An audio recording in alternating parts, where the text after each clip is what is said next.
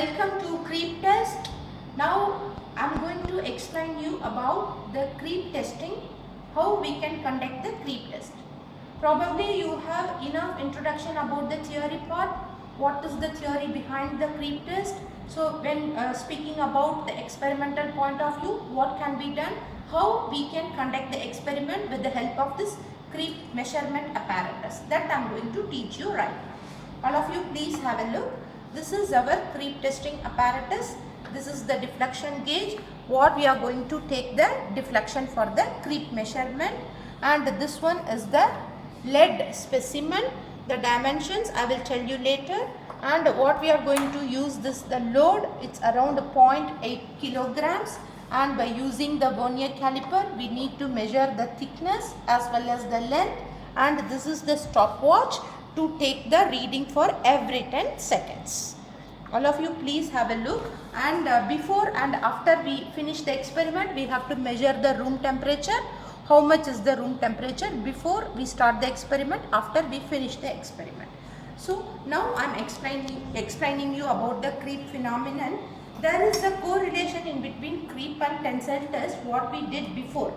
In tensile test, this is like a tensile, creep is also a kind of mechanical property. It is one of the technical property. What we are checking is the elongation of the specimen. Elongation of the specimen by applying the constant load. If you take the tensile testing, what we will do, we will keep on increasing the load and we will check the elongation. Here we will make the load as a constant. With respect to the time, we will check the elongation. So the elongation point of view, here also it will have proportional limit, elastic limit. Here what we can say technically, primary creep, secondary creep and tertiary creep. If it reaches the tertiary creep, the specimen will break. Okay, I think you understand the concept of creep. So here this is the lead specimen. We will fix the specimen like a tensile test only. We will fix the specimen at the end. We will hang the load for 0.8 kg. Then we will check for the 100 seconds period of time. If you keep on remaining the specimen for this load even for a week, for a month, it will keep on elongating, it will break. That we will call it as primary creep, tertiary creep and secondary creep. Here how we are going to process with the experiment, all of you please have a look. Before we start any of the experiment, you must look at the objective. So our objective number 1 is to perform the creep test on a lead specimen. In your handout it would have been mentioned as polypropylene. Now we are using the lead specimen. Please keep remember this point. And we need to plot the graph for creep curve. Till primary curve we will get, because we are recording the creep for 100 seconds only. Then we need to find out the stress. That I will tell you later how to calculate. So these are the objective. We are just finding out the creep constants. Creep constant in the sense we are finding out the stress. So these objectives you need to keep in your mind. What is the specimen we are using? We are using the lead specimen, and we are going to experimentally do the creep curve. This in this experiment we need to generate the graph. We have to draw the graph manually. It will not be generated in the computer as we did in the tensile test. Then we have to find out the creep constants. So I have already explained about the apparatus and what are the requirements. Now you have to measure this width and thickness. This thickness can be measured in this way and the width can be measured in this way. I have already measured the width and thickness. The width is 4.8 millimeter and the thickness is 1.6 millimeters. So these are the important dimensional point of view. Then already I had fixed the specimen for you to understand. I have fixed the specimen here. You can see it.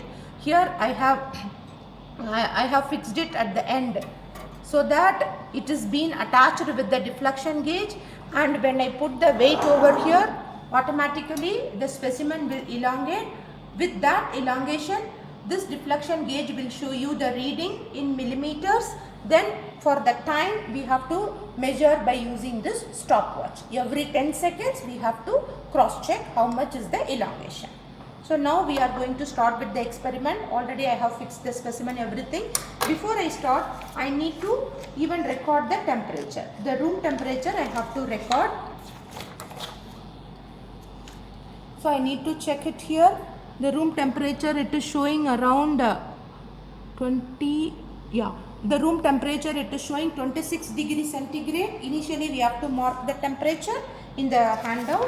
Here no temperature column, just you can utilize in the procedure. Here it is there in the temperature column. Here we have one handout, here we have one table. Here you need to record the width in millimeter, thickness in millimeter, area you have to find out by multiplying width and thickness, you will get the area.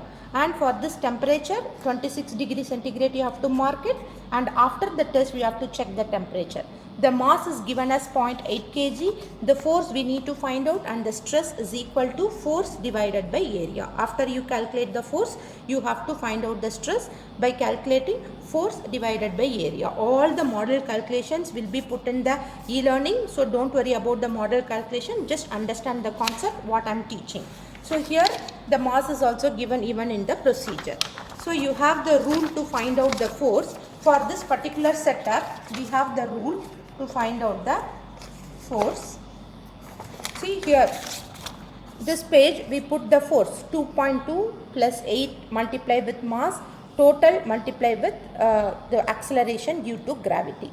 The mass is given 0.8 kg, g is 9.81 meter per second square. This n for the unit Newton. So this is the rule, 2.2 plus 8m the whole multiplied with g. This model calculation also we will be putting in the e-learning for your reference.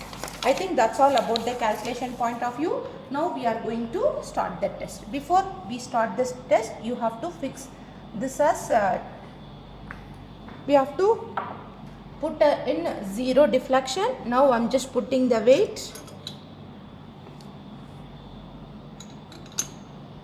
After I put the weight, I make into 0. Then for each and every 10 seconds, I gonna record the reading. Okay. So it is 0, I am starting. For 10 seconds, how much it is crossing?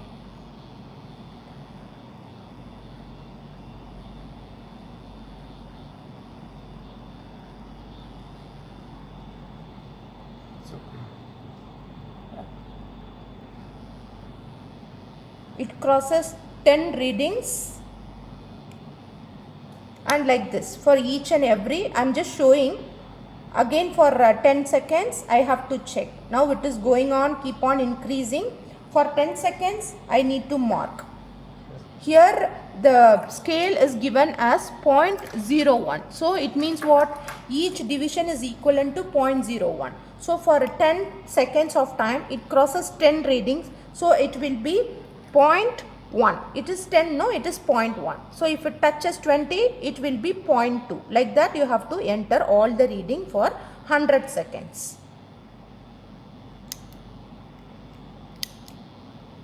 So now for each and every second we can start the stopwatch till it reaches 100 seconds. No need to switch it off. I want to show you clearly, so I am doing it.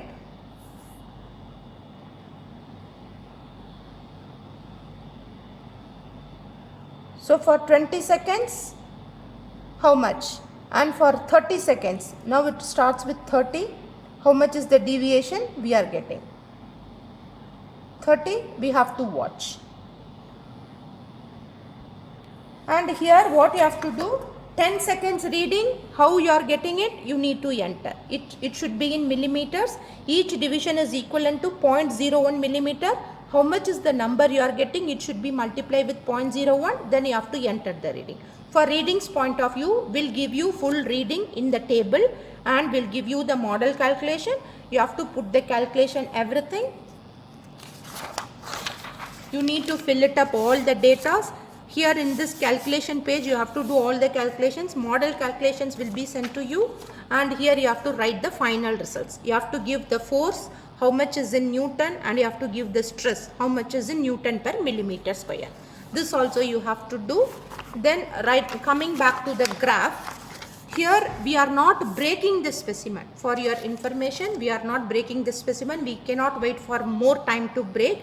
We are taking only for 100 seconds. So initially you have to plot the graph. The model graph is given over here. The time versus extension. Here how much is the extension, here how much is the time. You can plot the graph starting from 0, 10 seconds, 20 seconds, 30 seconds, like that it will go. Here you can take the scale point according to the reading for the y-axis. After we produce the reading, according to that you fix the scale. You start from 0. Always the graph should start from 0. Maybe you will get a straight line. You can join the line. That's all about the graph. And coming to the conclusion point of view, you have to answer the objective. What and all you understood from the objective, you have to write in your own words. So here conclusion will get over. So we put some model questions for your reference, and one more thing, we will give some in-house whenever we are taking the classes, inline assessment also we will give at the end for 5 minutes or 10 minutes. After that we will give you the assessment, continuous assessment for each and every experiment apart from the handout.